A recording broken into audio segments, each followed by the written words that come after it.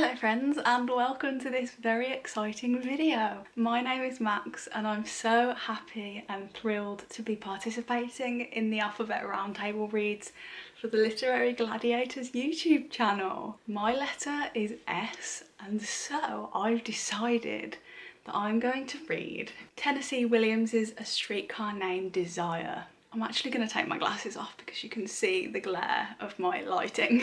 So the reason why I chose this for my book for the Alphabet Roundtable Reads is because I have actually been meaning to reread this for a number of years.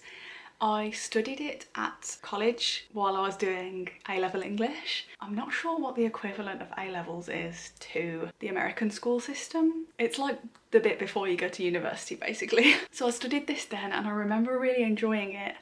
And I also watched a few years ago the National Theatre Live version that Gillian Anderson was in, which was fantastic. But to give you some context, very recently I've discovered that for me personally, it makes it a lot easier for me to read and absorb what I'm reading if I'm also listening to the audiobook at the same time.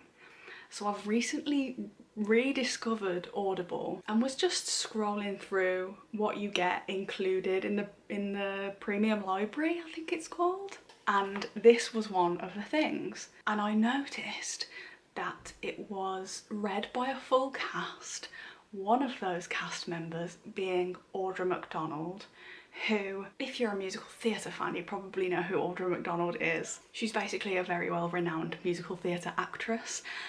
I think she's actually the person who has won the most Tonys ever. So I discovered that audiobook and it reinvigorated my excitement to reread this play.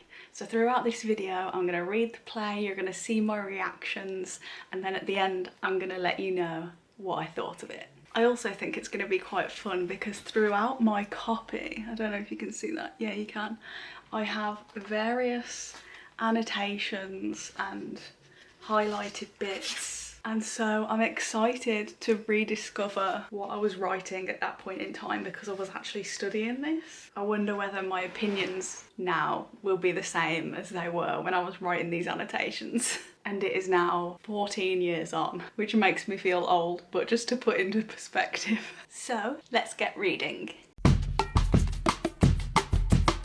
Hey everyone! So, full transparency, it is now the next day. I was very excited and ready to get up this morning and film this lovely vlog style reading video for you, but I had a terrible sleep. For a little bit of context, in case you don't know me or haven't watched my channel before, I'm autistic and I'm currently navigating autistic burnout, and one of the things that really affects me at the moment is my ridiculous sleep.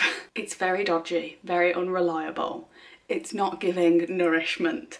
It's not giving healthy.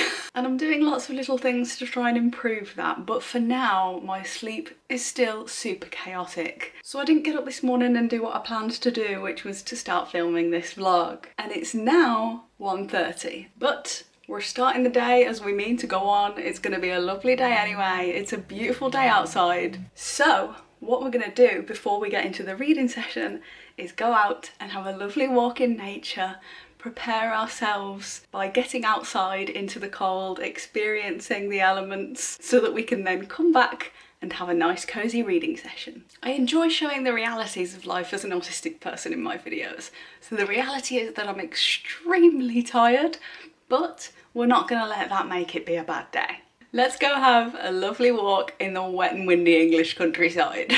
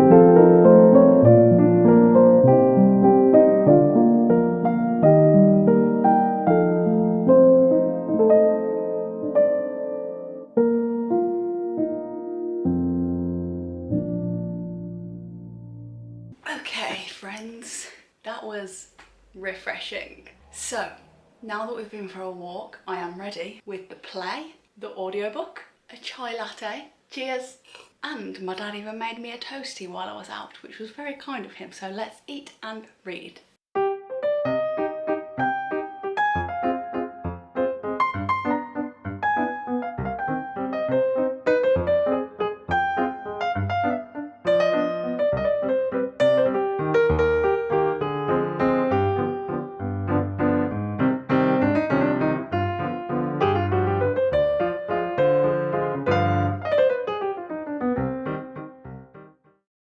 So I've just finished scene 1 and my initial thoughts are Audra McDonald's portrayal in the audiobook of Blanche is already fantastic, and I have a very generalised idea in my memory of what's coming, but I'm sure the rest of it is going to be even more fantastic. I'm very intrigued so far about the relationship between the sisters. I feel like that's definitely going to unfold a little bit more, and just Blanche as a character is so intriguing as well. Her absolute chaos just from the beginning, and her just the fear that comes out through what she says and how she behaves.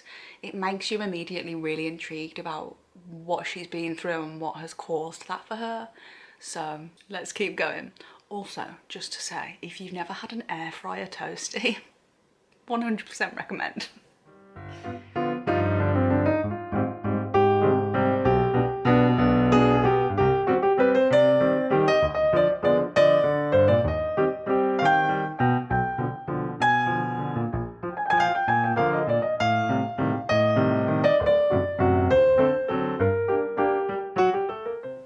Quick update, I'm on page 28. I don't like Stanley already, and I'm very suspicious of Blanche. Oh, buddy. Nice. Oh.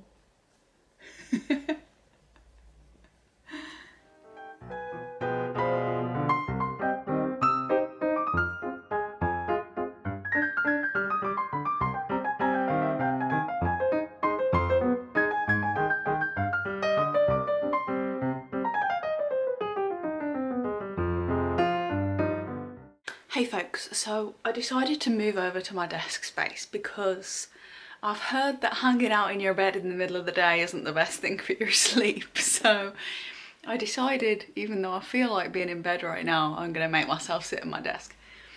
So things are getting interesting over here in A Streetcar Named Desire. So I'm now on page 42, which is quite near the beginning of scene 4, and it's really interesting because things have just started to take a turn, and I'm going to say now, in case you want to click out, this is not going to be spoiler free. So I'm going to reveal some things now. So if you want to go read Streetcar Named Desire yourself, or if you want to go see the play or whatever, click out because this might spoil it for you.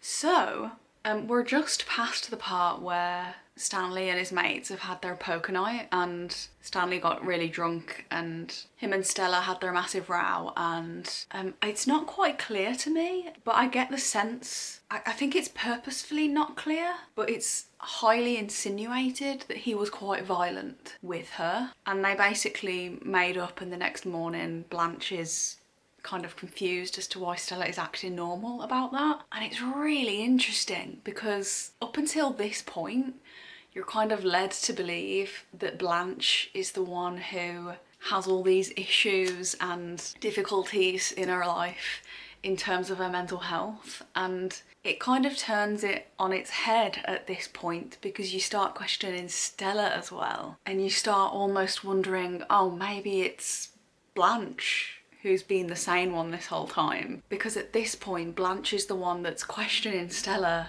like, why are you acting normal about this? Why are you responding in such a blasé way to your husband's violence towards you? And that's what you're thinking as well as the reader. And so we're in this interesting moment where what was kind of established at the beginning of the play is now turning on its head a little bit, and you're starting to question what you've absorbed. Like, who are you as the reader supposed to be able to trust in this story. It also has this really interesting theme of chaos and confusion, and the plot is chaotic and confusing, and the characters are chaotic and confusing. But I feel like because of Tennessee Williams's writing, there's also this general feeling of chaos and confusion as you read, which I think is so clever. And the confusion just makes you want to read on, because there's this sense of wanting clarity. There's this sense of wanting to understand what's the truth, like whose perspective here is accurate. I don't think anyone's is, but it definitely makes it a much more interesting reading process. I'm not sure if this play is actually divided into acts or whether it's just straight through. No, we don't have an act 1 and an act 2. Okay, let's keep reading.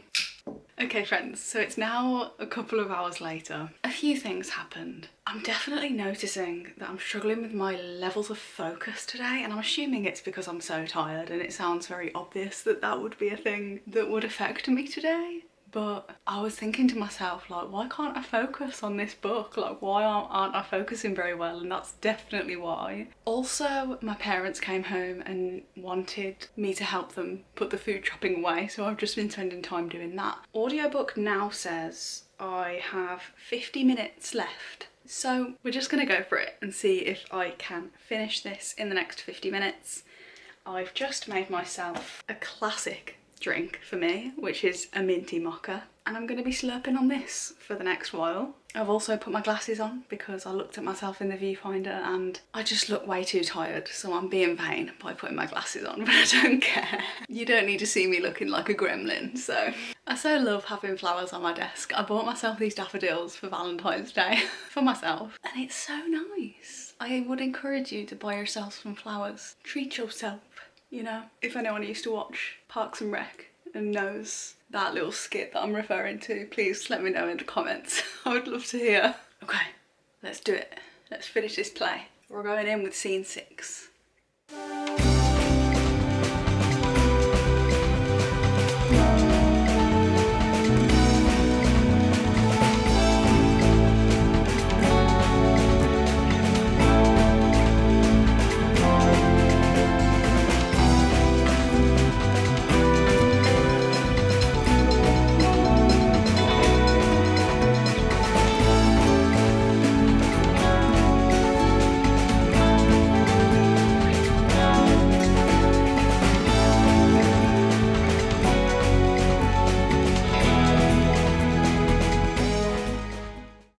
So, I've just finished The Streetcar Named Desire, and I have some thoughts. It was so tragic and so dramatic, which is not my usual thing.